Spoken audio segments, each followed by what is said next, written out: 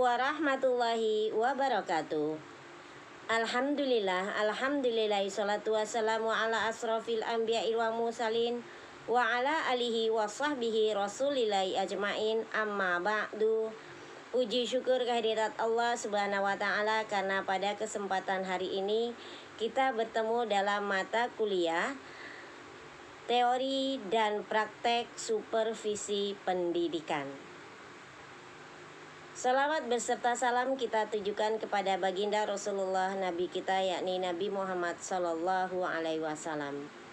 Bapak dan Ibu yang dirahmati Allah, kami dari kelompok 4 hari ini akan membahas tentang metode dan teknik supervisi dengan dosen pengampu kita, Bapak Dr. Asmendri SAG MPD. Dan kami dari kelompok 4 terdiri dari Tugia dan Nelfaiza. Baik, Bapak dan Ibu yang dirahmati Allah, untuk teknik dan metode supervisi pendidikan ini akan kita awali dengan teknik kelompok, yaitu cara pelaksanaan supervisi terhadap kelompok orang yang disupervisi. Orang-orang yang diduga memiliki masalah yang sama dapat dihadapi secara bersama-sama dalam suatu situasi supervisi oleh supervisor. Contoh, dalam pertemuan atau meeting, diskusi kelompok atau group discussion, penataran atau in-service training, lokakarya atau workshop, seminar, simposium, dan lain-lain.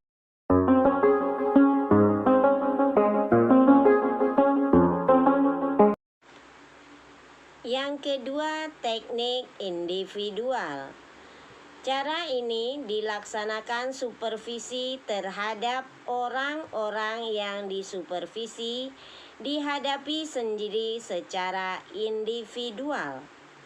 Individu-individu yang mempunyai masalah-masalah yang khusus dan bersifat pribadi. Contoh, kunjungan kelas atau classroom visitation, observasi kelas atau classroom observation, wawancara individual atau individual interview, intervisitasi atau saling mengunjungi, evaluasi diri atau self evaluation, dan lain-lain.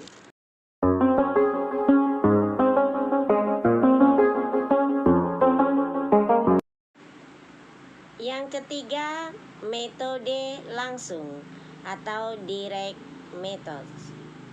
Seorang supervisi secara pribadi dan langsung berhadapan dengan orang-orang yang disupervisi, baik secara individual maupun secara kelompok.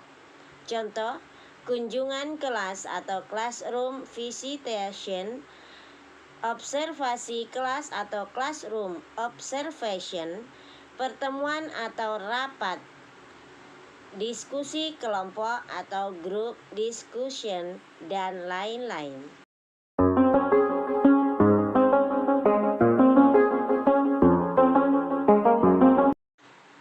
Selanjutnya tentang metode tidak langsung. Supervisor tidak secara langsung atau indirect methods menghadapi atau berhadapan dengan orang-orang yang disupervisi, tetapi mempergunakan berbagai alat atau media komunikasi. Contohnya melalui radio, televisi, surat, papan pengumuman, dan lain-lain. Untuk pembahasan yang berikutnya, kami serahkan kepada Ibu Nelfaiza. Kepada Bu Nelfaiza dipersilahkan.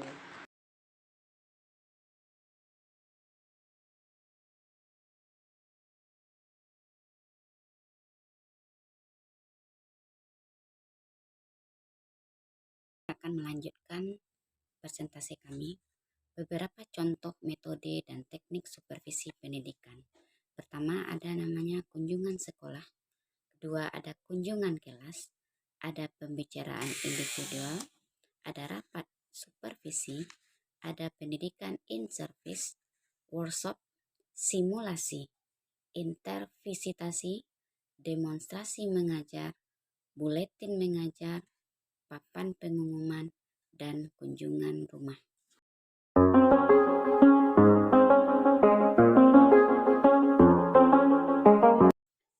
Kunjungan sekolah atau school visit bertujuan untuk mengetahui situasi pendidikan dan pengajaran di suatu sekolah. Pengetahuan yang lengkap tentang situasi sekolah akan lebih mengefektifkan program supervisi.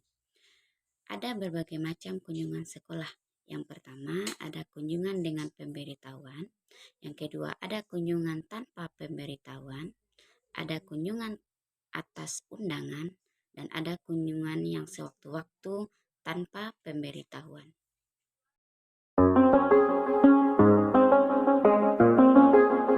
Kunjungan kelas atau class visit. Tujuan diadakannya kunjungan kelas atau class visit adalah 1. Untuk mengetahui praktik-praktik pembelajaran yang dilaksanakan oleh guru di dalam kelas dan mengevaluasinya. Yang kedua, menemukan kelebihan-kelebihan dan sifat-sifat khusus yang dimiliki oleh setiap guru. Yang ketiga, menemukan kebutuhan-kebutuhan yang diperlukan oleh guru selama proses pembelajaran. Yang keempat, mendorong guru agar lebih bersungguh-sungguh dan lebih efektif selama proses pembelajaran.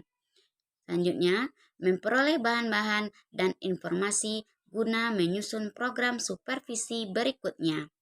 Mengetahui penerapan prinsip-prinsip dan saran-saran yang diberikan.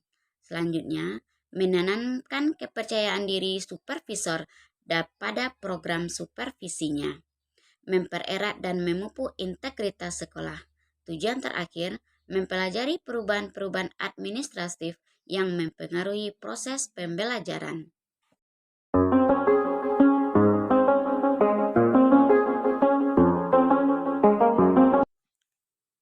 Pembicaraan individual. Pembicaraan individual dilakukan setelah melakukan kunjungan kelas.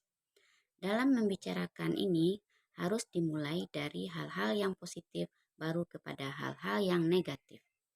Kemudian mengarahkan pembicaraan agar orang yang disupervisi mengetahui kelemahan dan kekurangannya.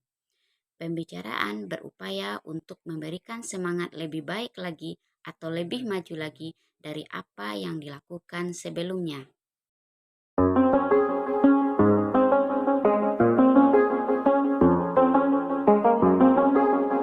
Rapat supervisi. Rapat ini diselenggarakan untuk membahas masalah-masalah yang menyangkut perbaikan atau peningkatan mutu pembelajaran. Seorang kepala sekolah harus memiliki kemampuan untuk menciptakan kondisi yang kondusif dalam rapat agar dapat mendengarkan curhatan-curhatan guru-guru selama pelaksanaan pembelajaran. Contoh rapat supervisi itu dengan diadakannya lokakarya, seminar, pengembangan pendidikan, penataran, dan sebagainya.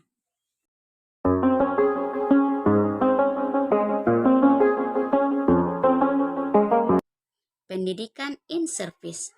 Sebelum dilaksanakan pendidikan in service, maka dilakukan pendidikan prajabatan. Pendidikan in service dilakukan selama masa kedinasan. Hal ini dilakukan bertujuan untuk meningkatkan dan mengembangkan secara kontinu keterampilan, pengetahuan, dan sikap guru dalam rangka mengefektifkan dan mengefisienkan pekerjaannya atau jabatannya.